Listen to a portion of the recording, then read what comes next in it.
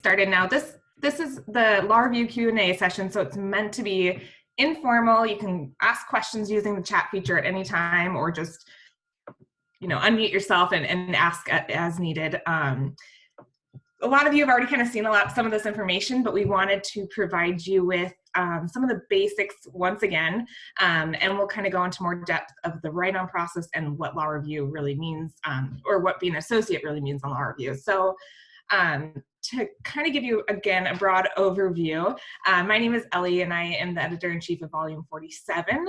We have Taylor here as well, who is assistant editor-in-chief, and Claire, who's our notes and comments editor. So this meeting will kind of give you a really broad overview of, again, what is law review, who's on law review, what do associates do, and really kind of the core of the write-on process, which I'm sure a lot of you have questions about, and tips and tricks for that from us and from, I think Michelle might be here too, who is on Volume 46. So law review, for those of you who haven't heard our pitch yet, is a student-run journal, meaning it is entirely student managed. It's a collection of articles and long papers that are written by your fellow students. Sometimes it's you, your fellow professors and practitioners in the legal field, and they are generally written about emerging topics of legal interest. And we take those articles and we publish them on Westlaw and Lexis, and they're often used by judges or attorneys to help them make educated legal decisions. So to give you kind of an overview of who is on Law Review Volume 47, our board is comprised of 18 elected board members, with the editor-in-chief and associate editor-in-chief kind of overseeing the full operation, and all of our other board members really doing the core of the publishing and editing process. And so associates writing on to Law Review would be on the board, and they would be primarily working with managing editors.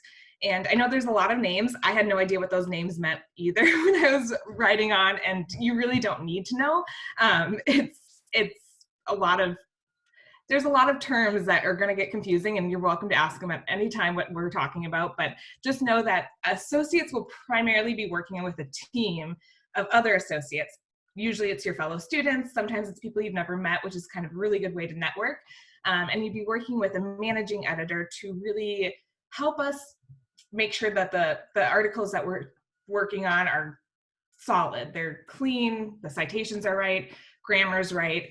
So associates would be on the board and would be able to field questions through their managing editor, but the entire board is here for you. We're very dedicated to associate development this year, and so you could always ask anybody for help or have questions. So that's kind of a broad overview of the board. Associates on Law Review will do a variety of legal research and writing tasks. The main one being conducting authority checks and correcting citations. So you're going to get very comfortable and familiar with the Blue Book, which sounds awful, but it actually is a really nice thing to be able to really up your editing and writing game. So we have what's called below the check line and above the line checks. And so conducting authority checks means that you're going to make sure the author is citing the right thing, the right page, the right information, and then correcting as needed.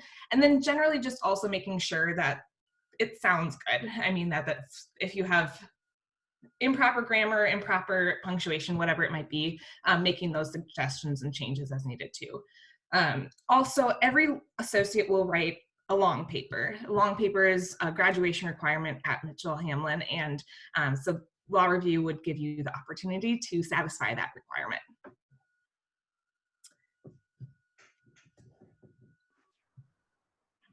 Hi, yeah, and going off of what Ellie was saying about the long paper too, one of the nice pieces about that is that it's graded on a pass-fail basis, which a lot of other classes that you might have to write a long paper to fulfill that requirement for are graded on an A through F.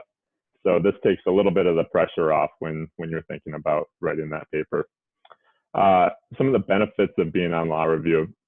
First, I really underestimated this before I got on, but the extreme proficiency that you get with using the Blue Book really being proficient at editing and making sure citations are correct really comes through practice. And that's been something that served me really well in developing my writing and then in working different legal jobs as well. Law review gives you great exposure to different areas of the law. I know personally I come from more of a IP background, so it's been really cool to use this experience to learn more about criminal law and different areas of civil law and constitutional law and everything else. It does give you a really great opportunity to be published. The Mitchell-Hamline Law Review is well known and read by different legal scholars in our community, and it's really a great thing if you can get your paper in that. Law Review gives students a great chance to network.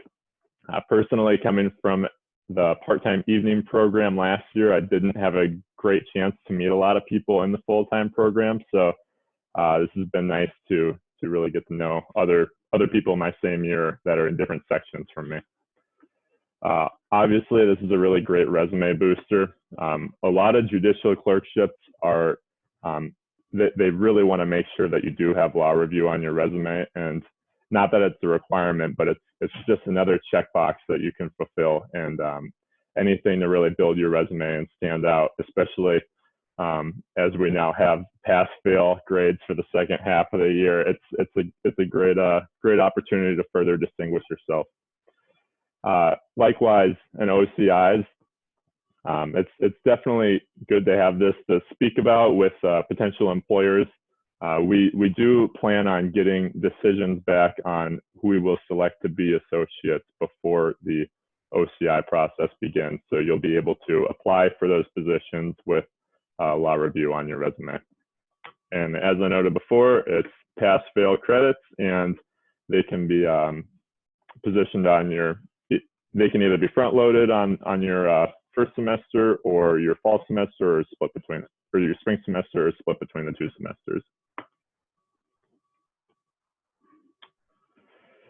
And as you all hopefully know, the registration for Law Review is now open. There's a link on the membership page of the Law Review website that you can fill out the form, indicate which areas you would like to write your case note on, and be added to the list of students that will receive that information once we send it out. The write-on competition includes a 40-question Blue Book quiz, and this basically comes down to getting 40 different citations and being able to show that you're fairly competent using the Blue Book already.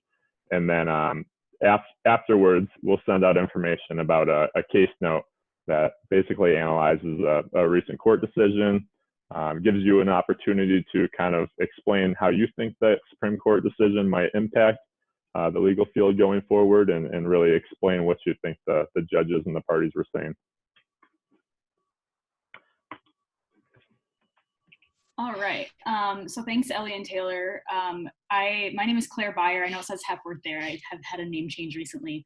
But I am the notes and comments editor for volume 47, and I will be overseeing the write-on process. So if you have any questions specifically about the process, feel free to direct those to me. And I'm just going to give a bit of a more detailed overview of what is expected from people as they attempt to write on. So one thing that I want to say from the get-go is that deadlines on law review are incredibly important, and they're very strict. And so to sort of set the tone for that, deadlines are very concrete as well in this write-on process. So we aren't making any exceptions for late registration or for late submissions. So try to plan your lives accordingly. We're giving you the dates ahead of time, and just try to plan out the write-on process and what you need to get done ahead of time so that you can be successful in writing on. So just to give you an overview of the dates of the competition. So the first thing that's going to happen is that you will do the Blue Book quiz. You'll get about 6 days to do that. And as Taylor mentioned, that's going to be 40 questions where you'll do fake citations, and you'll correct them according to different rules in the Blue Book. And then that's open from Sunday, May 17th to Friday, May 22nd. And again, those deadlines are very concrete. The case note then, the day after you submit the Blue Book quiz, the case note, you'll get an email from me giving you your case note topic, which we're getting from the registration, you'll fill out, and that says, or you indicate your preference for the topic. And so I'll send you your case note topic, and then you'll go to the law review website where all the cases will be posted in accordance with the topic, and you'll then start writing your case note about, your case note about the case that corresponds with the topic that you were assigned. And then, so you'll get about 2 weeks to do the case note, and then we'll do a grading process for that. All of the grading is done completely anonymously. So at the beginning of the write-on process, I will assign you all an anonymous ID, and when you submit the Blue Book quiz and the case note, that's going to be under your anonymous ID. So the people who are going to grade it, I won't be grading, so I'll know who corresponds with the anonymous ID, but I'm not going to be doing the grading. The people who do the grading won't know who you are or anything about you. They just see your case note and your Blue Book quiz. So all that is done anonymously, and then offers, we're hoping to do the grading and then extend offers in mid-July, I believe, from the Career Services Office. They said that the OCI bidding deadline this year, I think, is July 15th. So we're hoping to get the offers extended prior to that so that you can put law review on your resume for OCI, which, as Taylor mentioned, is something that they like to see as you're doing that application process. So just a few warnings, which you should all know. Generally, as law students, plagiarism is not going to be tolerated. So just do all your citations, cite everything. It's going to make your footnotes longer. The more citations you have, the more footnotes you have. So yeah, just don't do it ever. You have to do this completely independently. It's an independent process. So don't work with others on your Blue Book quiz. Don't try to reach out to practitioners or really anyone related to the case note. This is something that you're supposed to do on your own. And in addition to submitting your case note, you'll submit an honor pledge, which is available in the handbook, which I'll talk about in a second. And the honor pledge will basically just say that you attest that you did all this independently, and that all the work is your own. You can go to the next slide. So the Blue Book quiz, which we've mentioned a couple times, you do 40 footnote questions, and what you'll be doing on that quiz, the way that it's going to work is that you'll get a Word document with these 20 or 40 citations that are, maybe they're correct, maybe they're incorrect. It's kind of your job to go through, just as you would in an article as an associate, go through and make sure that the citation is formatted correctly, whether it should be the short form or a full citation. You'll check the punctuation, spacing, typeface, things like that. And then you'll also be doing some grammar corrections consistent with the Chicago Manual of Style, which is what we use as our guidance for grammar and stuff that you do in the articles. And all these citations are fake, so you can't try to Google them and find them cited someplace. They're going to be made up, but they will still conform to the Blue Book rules. And the case note itself, I didn't know what a case note was when I started this process. I assume most of you don't either, so don't feel like you should know what it is already. But basically what you'll be doing is you'll analyze a recent Minnesota Supreme Court decision from, like, I think probably the last year. I think all of them are going to be from 2019 or 2018. And in that case note, you kind of just go over the history leading up to the decision, the history of the law. What does the law look like now? What are the implications of the opinion? Did the court, you can talk about whether you think the court got it right or got it wrong in light of the history of the law and things like that. And as I mentioned earlier, you'll get the topic that corresponds with your case sent to you on May 23rd at 9 a.m. And then again, these are the 6 topics that are eligible for writing about, and you'll be assigned one of those in accordance with the preferences that you gave us in registration.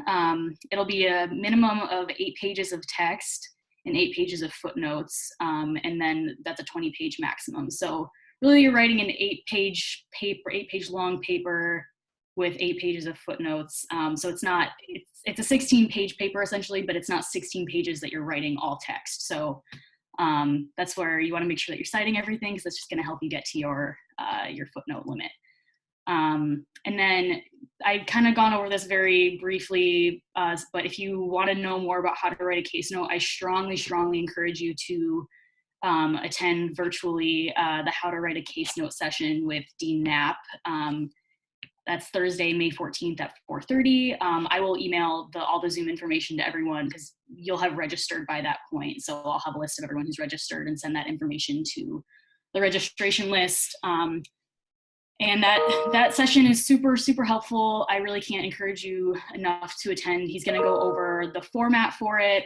There's a very specific structure for a case note, and so he'll talk about that. He'll talk about some research tips. I think we're probably going to have a research librarian either there or do a recorded session for some additional research tips. So just keep an eye out for that. The Write-On Handbook, which I mentioned earlier, will be available May 1st, and that's going to have some blue booking tips, kind of calling out some specific rules that we'll be looking for. It'll give you information about how to access the Chicago Manual of Style online so that you can make sure your grammar is consistent with that. The Honor Pledge will be in there. We'll have a couple of sample case notes from previous years where you can look at how other people have structured theirs and kind of the arguments that they make and stuff. It won't be related to the cases that you're writing about, but structurally, I think it will be helpful as a reference. And then finally, the best submissions from each topic area are going to be eligible for publication in the journal. So it's a good way to get a jump start on the long paper requirement before the semester starts because you'll already have 16 pages of that done. I think I want to say the long paper requirement is 50 pages total for law review. I have to double check that, but yeah, so it's a good way to get that started, and then you can just kind of go more in depth if you get selected for publication. But it is nice to have that done, or the first portion of that done before the semester starts if you are selected to be published.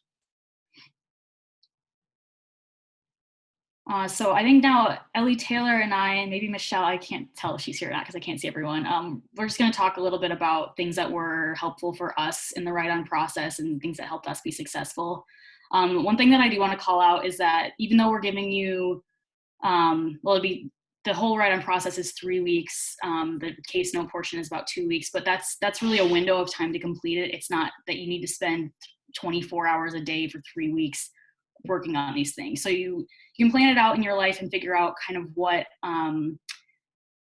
writing conditions are most conducive to you being productive. I know some people like to chunk it out and do a little bit each day. I am someone who prefers to just sit down and just like hammer out, like spend just 2 days completely working on something and just get it all done and then kind of go back and fix things later.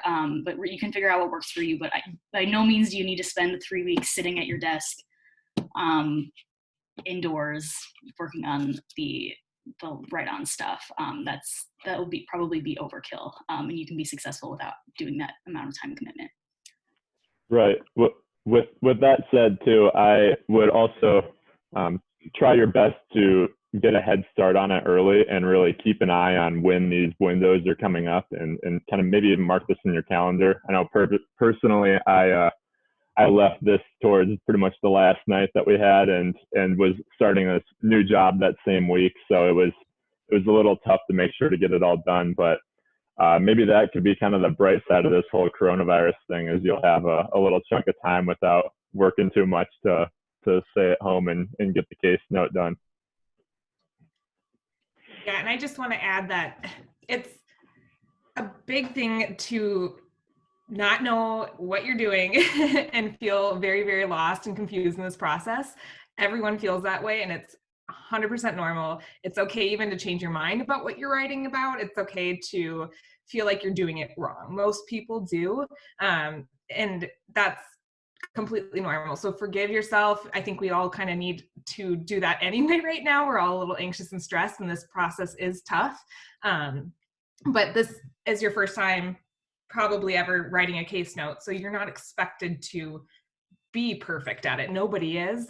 So just really give yourself a break and understand that this is a learning process for you and all your peers. Definitely. Another thing that I want to add, and I have this called out there, is that the best chance you have of successfully getting onto law review is finishing the write-on process. And I really can't stress that highly enough. A lot of people drop out throughout it because it is a pretty rigorous process, and it's a big commitment, especially right after finals when you're probably feeling pretty done with school. But really, if you just commit to finishing it, and you have a really good chance of being able to get on. So don't slack off. Even if you don't feel confident that what you're writing is worth reading for anyone, just submit it, put it in the work. You won't regret it. It's going to be, it's just a good experience for your own research and for getting into the citations. And you have a good chance of getting on if you just finish the write-on process. Yeah, and I know, I'm sure this will be covered in the Dean Knapp presentation, but for me, a big help was to try to do a little bit of outlining beforehand, and I think that really helps make the process a little bit less scary. If you can really just kind of break down what you're going to be saying in this case now in a different sections, finish each section at a time. It sort of breaks it up and helps you finish it. So. As far as some practical tips for the Blue Book, I just want to call out that for lawyering, you've been using the Blue pages, which are like the practitioner pages of the Blue Book. For law review, you use the white pages. So just keep that in mind as you're looking for rules for how to cite things, because there are some differences in how you cite things for a brief that you're submitting to the court versus how you cite things for a journal article. Another thing is to use the index, the back of the Blue Book.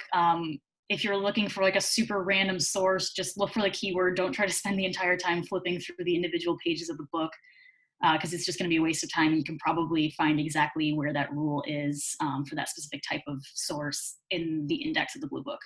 Also, just obviously, this should go without saying, but take it seriously. Put in your best work.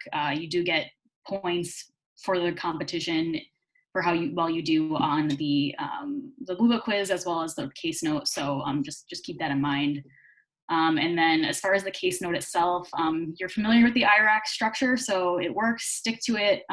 That kind of helps when you're looking at the blinking cursor of a blank page. You kind of at least know how you can start writing. So just stick to that structure. It's going to be helpful. And then also, this is something that I didn't know when I actually did the write-on process and didn't learn until afterwards, but you don't need to spend so much time researching the case note. I mean, you do need to do some research, but you don't want to sink an entire week that you could be spent writing into just trying to learn everything about that area of law.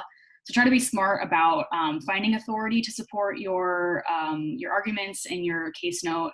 And a really good place to do that is to start with the brief itself and look at the opinion, and see what is the court citing, what kind of authority are they finding persuasive. Read those authorities and kind of just to get your general overview of the law. And then if you want to see what the other side's arguments were, to see maybe if you think that's more persuasive because you think the court didn't get it right, then you can actually look at the briefs of the attorneys that submitted, the briefs the attorney submitted to the court, which I think is really, really helpful. I didn't know about that until after I had already written on, but that's a good way to see both sides of the argument and to see it in a very persuasive way and figure out where you come out on it. So those are my practical tips for you. And just adding on to that too, a lot of people struggle trying to figure out what to write about when they get assigned the case note. And usually it's kind of what your gut is telling you. If you feel like the court got it wrong, don't be scared to say that. It's okay to have an opinion about that, and this is your writing, it's your opinions, it's your case note. There's no right or wrong answer. So just know that whatever you feel in your gut, read the case a few times, really understand it. But whatever you write about is not, it's your own writing. There's no right or wrong answer. So we really organized this session hoping that all of you would maybe feel comfortable to ask your questions that you have about either law review in general or the case note or the write-on process. So feel free to ask those now. I know most of you look like you're logging in from a computer, so you can go ahead and raise your hand, I think. Or if you can't do that, just go ahead and call them out. Or use the chat feature.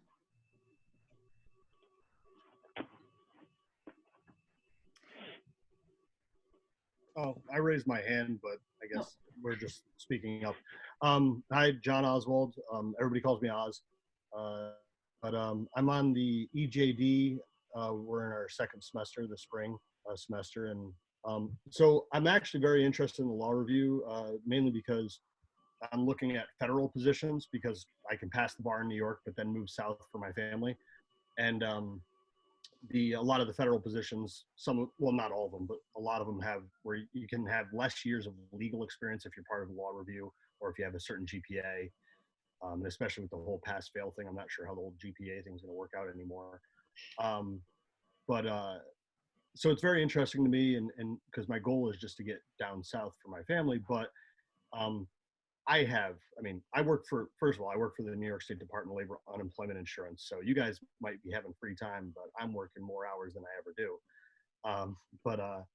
And also school. And I was really glad to see that all the things are after finals, because that was basically going to be the first decision as to whether or not I participate. Because right now I'm just about here with schoolwork and work and everything else. But I also have like rental properties and family commitments and things like that. So my biggest concern is my ability to commit. I'm not a person that likes to commit to something that I don't know that I can succeed at or do. And so, I mean, as far as like on a regular basis, how much, like, what is the expectation from, I mean, is it something where, hey, you got this case, you got 2 weeks to review it, figure out where the citations are wrong, whatever, get it back, provide some notes, show where you made the corrections? Or is it like, hey, this needs to be done by the end of the week, in like more of like an office setting, like what happens at work when you get a case and a legislative inquiry, and it's like, okay, have this case done in a week, or else there's going to be a senator crawling up your back. Yeah, I think I can maybe speak to that, because what the write-on process is a little bit different than what being an associate means. So the write-on process is going to be rigorous, but it is after finals. As an associate, you're going to do mostly authority checks along with your long paper. And so law review will take up 3 credits, and you can allocate those 3 credits all to one semester, or you can do kind of 2 in 1, depending on how you feel about that. Most people do 3. Typically, how it works is you're going to get, through your managing editor, an assignment. So it might be doing an authority check, and you'll typically always have about 7 days to finish it. So how you want to structure that is kind of on your time. I know usually there's a weekend in there. I think almost always there's a weekend in there, so you can do that on the weekends if that's easier for you. But you'll always have at least 5 to 7 days to finish something. So it works really well because it's all online on your own time. You don't have a class time allocated to this, but it does take a few hours every week. So how you want to structure that is kind of up to you, but you will have a good warning before you get an assignment.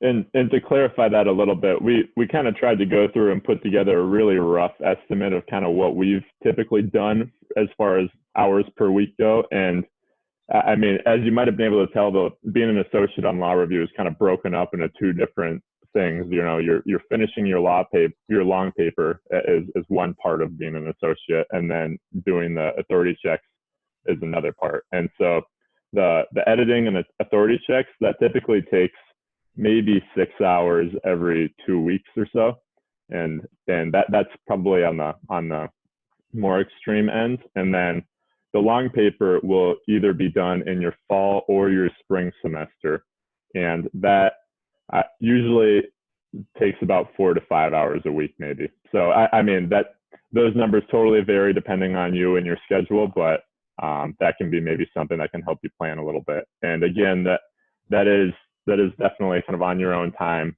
There are certain deadlines you have to hit for both the editing and the long paper, but you usually have a fairly good warning of when those are coming up. I see another. Oh, sorry. Credits. I'm sorry. I'm with Oz. I'm in Oz's classes as well. We're both going for the New York bar. Are these credits counted as in person or online? They're considered they don't count towards like the online, the ABA requirement or the school's requirement that you can only do I don't remember how many distance learning credits it is, but these don't count as distance learning credits. They're more like independent study, but they're eligible, or they're going to be recognized across the country, depending on, no matter where you're planning to take the bar. But yeah, that being said, they are independent study credits. fall into that category. Yeah, sorry, this is just addressing, while we're on this topic, I see another question here about whether we meet as a class.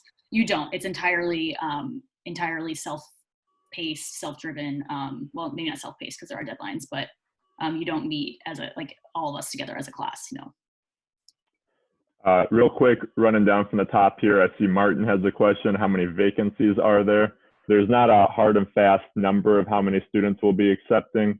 This year, just to give a ballpark, there was about 40 associates that were accepted. I imagine it'll be somewhere within that range, but it's hard to say exactly until we get the case notes in. So there could be more than that as well. Then again, just to expand on what law review looks like in your schedule. So like I think it's been kind of harped on now, but you will get 3 credits for being an associate. And that goes for doing associate work and your long paper. So you don't, again, meet as a class. We will have events, and there is a law review office, which you're welcome to come to and kind of just hang out to, but it's never a set time or day that you have to do law review stuff. You will have set deadlines, but how you want to structure that is up to you. So it's really nice if you have a lot on your plate. That being said, there's certain things that you shouldn't do your long paper with. One being advocacy. You can absolutely do it, but it's going to be tough because you do have to write an appellate brief for advocacy. So if you're considering taking advocacy in the fall, you might want to do your long paper in the spring. There's certain nuanced details like that, and we can expand on that if you want any insight on classes that are better to take with other classes. So I see both Adrian and Ada here have questions a little bit more about the long paper.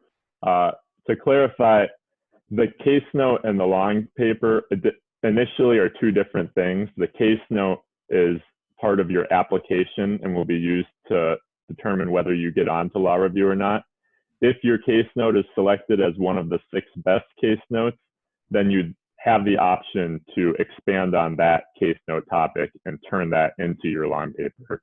Alternatively, if you are not selected as one of those 6 people, you can feel free to write about any topic that you'd like to learn more about or that you'd like to write about within a few different requirements. But you then have the option to kind of expand your search and pick your own topic and write a case note from scratch starting in the fall.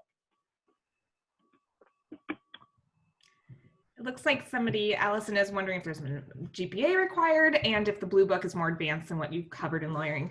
There is no minimum GPA requirement and it is anonymous. So if you're, this is supposed to be really open for everybody. Everyone has an equal chance of writing on and getting on, just depending on what you submit. The Blue Book quiz will probably be a little bit more advanced than what you've covered in lawyering, because as Claire mentioned, most of what you've covered in lawyering is in the blue pages, and this Blue Book quiz will be focused on the white pages. So you may see things that you've never seen before and may be a little bit lost, and that's kind of the point, is to get comfortable figuring out how to navigate the white pages of the Blue Book. There's some nuanced details and rules that you're not expected to know right now, but this is kind of the point, is to be able to really learn and get better at using the entire Blue Book. Okay, and I see too, are the long papers limited to, oh, I just lost it. Okay, are the long papers limited to topics listed in the registration form? You have an interest in environmental law. So case notes will be limited to the 6 doctrinal courses that, that Claire mentioned, and that is kind of a hard and set rule, but you can write your long paper on pretty much anything law related. And we have, most associates, I think, will be meeting with a Lexis advisor too, to help you kind of structure how you want to go about writing your long paper for law review. But you are able to really write about what you're interested in. For me, I was hoping to get the health law certificate, so it was very important that I wrote my long paper in a health law related field. So I was able to do that on law review. So it's not limited to that, and you have quite a wide range of what you want to write your long paper on. Yeah, and I just want to, just going off of what Ellie just mentioned, if you are planning to pursue any kind of certificate, A lot of times your long paper requirement has to be fulfilled by writing about a topic that relates to that certificate. So that's just something to keep in mind as you pick your long paper topic in general. And if you end up doing it through law review, make sure that you select the topic that way, because otherwise I think they require that you write another long paper, and no one wants to do that. And I don't want you to have to do that. So just keep that in mind if you're planning on pursuing like the mediation certificate, or the alternative dispute resolution, I should say, or like business law, or some of the other ones that they offer. I see a couple other questions here about how to prepare for the citation quiz and how to sharpen your footnote skills.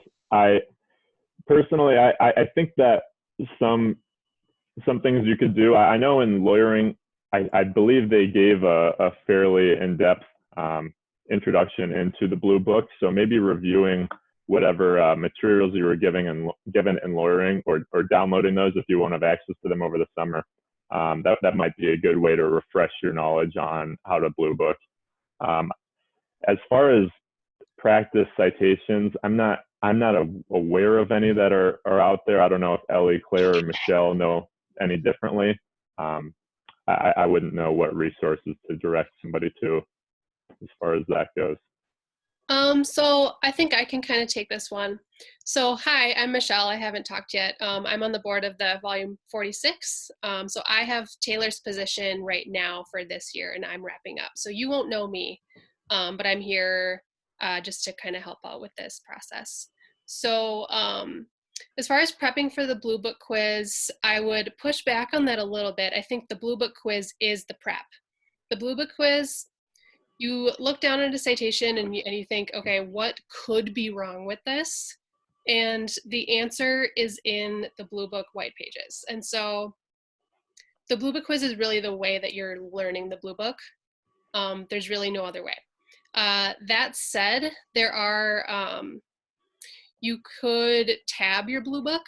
I know personally within the first couple days of the write-on when I did it 2 years ago, I just Googled like how to tab a Blue Book, and my Blue Book is just like kind of a rainbow around the pages. And that'll get you acquainted with like what rules there even are and what things you might want to look out for. Just using the index, I think, would be the biggest thing. I think the first thing is identifying what source it is that you're looking at, and then look in the index to find out what that source is, and that will point you to the rule, and then just read through the rule. But I think, like Michelle said, just familiarizing yourself with the Blue Book itself, so you know what types of sources might need to be cited, just so that you kind of are like, oh, I know, like a letter to somebody or a tweet or things like that. Just knowing that that's something that's in the Blue Book already will help you maybe feel a little bit less lost and overwhelmed when you look at the citation initially. Yeah, and just to emphasize too, you're not expected to know all of these white pages rules right now. That is exactly the point that Michelle was saying, that this is your opportunity to start to get acquainted with them. You'll get better at all of this, but this is just, it's going to be a little tedious and it's going to be a little difficult because you don't know, and that's okay. Nobody does when they're going into this process unless you have an extensive legal background, which most of us don't coming onto a law review because it's our first time. So that is your opportunity to really start to get better at it. You'll make mistakes. Everybody does. You're not going to have a perfect score. It's going to be rough generally. I did want to say, related, I saw someone had a question about points, and if there's like a point total that you're seeking. There, in the write-on handbook that I mentioned, there will be a rubric, I think for the Blue Book quiz and also for the case note, so you'll see what you're getting graded on. And I don't know the point totals offhand, but you'll be able to have access to that information to kind of know what it is that you're trying to accomplish, and know what the benchmarks are for that when you're looking at the handbook. So that information will be in there. It also looked like Ada had a question about the time frame for finishing the Blue Book quiz. You'll have a full week to finish it, so it does not need to be finished in one sitting.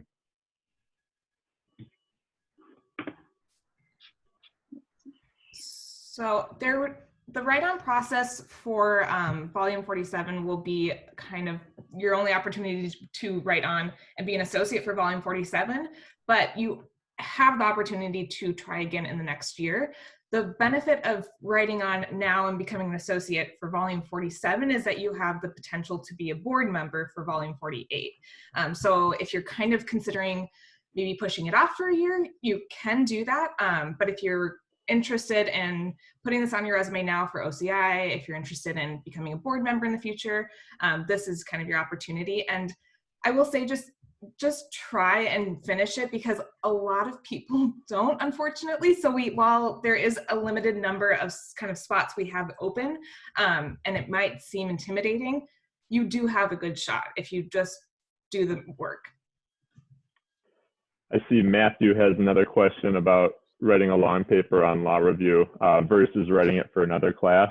I can say personally, it's nice when you're writing on law review as opposed to another class. You have a much greater chance of actually getting it published within the law review, which looks really good on a resume and to employers and clerkships.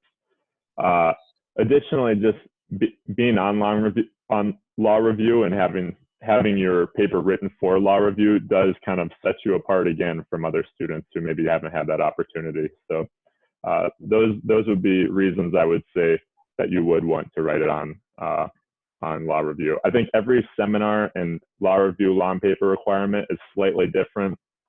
They're all fairly similar though, and as far as page requirements go. So I don't think there's too many differences there. One thing I did want to point out in terms of the difference between writing it for a class versus law review is that you get to select the topic for law review, unless, if you're not one that's getting published because of the case note topic you got. But when you're writing it for a class, typically it has to be related to the subject matter of that class.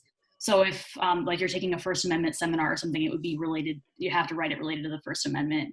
And typically if you're doing it through a class, you take an extra credit. So seminars will be offered sometimes for 2 credits if you're not doing the long paper requirement, and 3 if you are.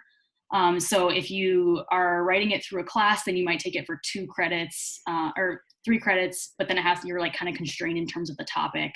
Whereas you can take a seminar if you're not doing the long paper for less credits, and then I think you just have a shorter paper requirement there. So there is a little bit of a difference in terms of your freedom to select what you write your long paper about if you do it through law review. And it is a requirement, like you have to write a long paper for law review. You can't be on law review and not write your long paper. So that's something to remember too. I'm not sure if this already got answered, but Jen had a question about if you can try again next year if you don't make it on this year, and you certainly can. And one question that kind of frequently comes up, I don't see it asked yet, but that we're specifically talking about law review. There is the Journal of Public Policy, and their write-on happens, I think it overlaps just a little bit, but you are able to write on to both, but I would highly recommend not doing both because you'll have to write your long paper for journal as well. So that means you'd be writing 2 long papers for 2 journals. And so while you are absolutely able to try out for both, I would recommend picking one. Let's see, there's a question about whether this counts as, whether you have to pay for the credits.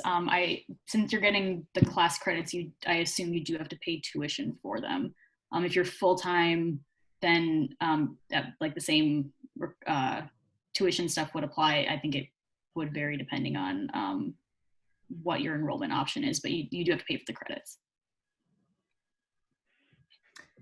And another question that comes up often, and I don't see it here yet, is whether this is exclusive for first-year students or exclusive for brick and mortar students, and it's not. Law review is really flexible as far as when you can kind of do your work, which is a really big perk for a lot of people who have busy schedules or hybrid students or non-traditional students. It's a really good way. Anyone can do it, I guess, is what I'm trying to say. It's not exclusive for just first-year students or just traditional students. I have a question about the case note topics. If you're a part-time student, you haven't taken all these doctrinal classes yet. We haven't taken civil procedure or con law. We haven't taken those classes. So do you recommend writing our case note on a class we've already taken? Do we need to have taken those classes to have a background in it, or is it what we're most interested in? Because they were scaring me that I wouldn't know what I'm talking about when I haven't taken Civ Pro yet. Yeah, I was in that same boat last year when I was doing it. I was a part-time evening student going into the write-on process, and that's what I did. I would probably recommend doing it on a class that you're at least somewhat familiar with. I don't think there's not a ton of background that you probably need to pull in from your classes that you couldn't get from reading opinions and other sources, but I think just having that background will help you a little bit with your understanding of the subject. And if you have registered already and you're concerned that you selected a topic that you haven't gotten in class yet, you can let me know, and I can change your top preference for you. And also, since we collected your enrollment option right now, or through the registration process, I'm planning on going through, and if there's somebody who is like a part-time student who I know wouldn't have taken some of these classes yet, I'm going to double check with them to make sure that that was the option that they wanted, just so you're aware. Vanessa had another question about the EJD possibly having to pay full-time credits because they already take the maximum credits. I'm not 100% sure or feel comfortable answering that question yet, but we will be speaking to the EJD students and the hybrid students in the coming weeks, and I can try to make sure we get that answered before then. So it looks like we have a question too about the difference between Journal of Public Policy and Law Review. A big one is the credits. So Law Review, you will be taking it for 3 credits and the Journal is 2 credits. So that being said, Law Review might be considered just a little bit more work because of the credits that you get for it. They're both wonderful opportunities to get published. They're both wonderful opportunities to become better writers and editors.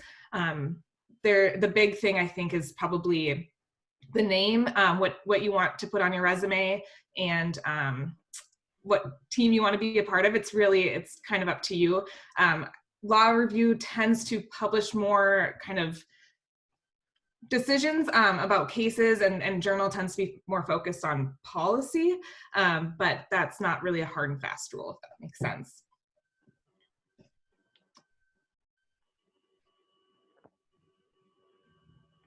I would also add that Law Review is kind of a recognizable name. So like across the country, every school has a Law Review and every employer knows what Law Review means, whereas Journal can mean different things to different employers and at different schools.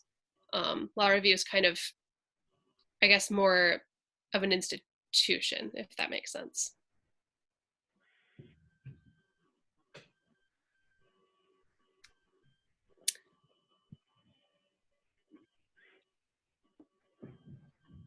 Just trying to make sure we didn't miss any of these questions coming through. A lot of them were kind of centered around the write-on process, which is great. And if you aren't able to make it to Dean Knapp's how to write a case note presentation, that will also be recorded and shared with everybody too, which will go more in depth on what exactly a case note is and how to do that. Another thing that I wanted to just point out as an additional resource, if you have questions that come up after this session is over, you can feel free to email me, like I said, but also there's a pretty robust FAQ section on the volume 47 write-on competition page. And so if you just go to, you can just Google this, probably faster than trying to find it directly on the website. You just Google Mitchell-Hamline Law Review, that'll take you to the page, and then you can click the membership button, it's on the left, and then there's a link to the volume 47 write-on process. From that page, you can also probably just Google Mitchell-Hamline volume 47 write-on competition, and it'll take you to the page. But all of the deadlines and dates and everything are on there, as well as, like I said, the FAQs. That's also where when the Blue Book quiz opens, that's where that will be posted. And that's also where all the cases related to the case note topics will be posted. So it might just be a good idea to bookmark that for now if you're planning to write on, and just familiarize yourself with what's on that page, because you will be referencing it pretty frequently throughout the write-on process. And I can send out a link. I'll put a link in this PowerPoint too before we share that on that same page. And I know that Claire kind of really emphasized how this is an independent process, the write-on process is, so you're not to take any advice from your peers or ask practitioners. But that being said, Claire is available if you have any issues with formatting or questions about like structure, you don't have to go into it totally blind. We can't give you any advice, but if you have questions about that while you're writing, that we're here to help.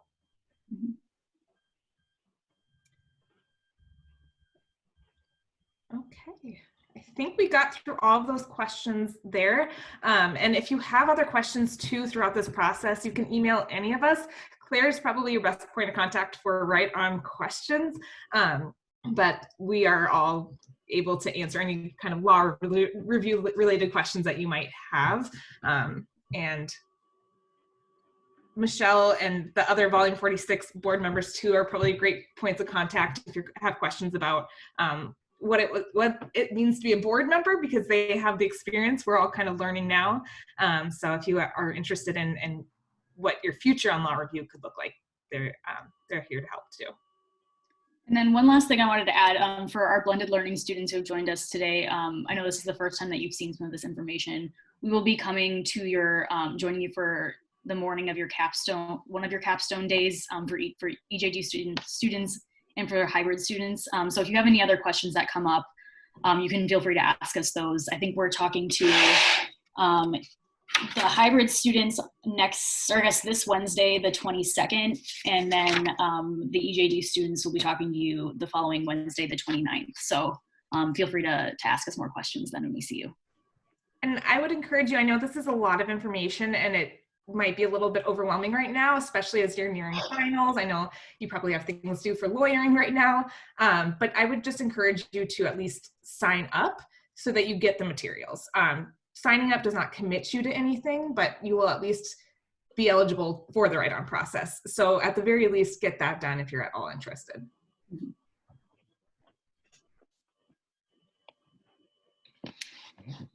Great. Thank you all. Look forward to seeing you again soon. Bye, everyone. All right, thank you. Bye. Thank you.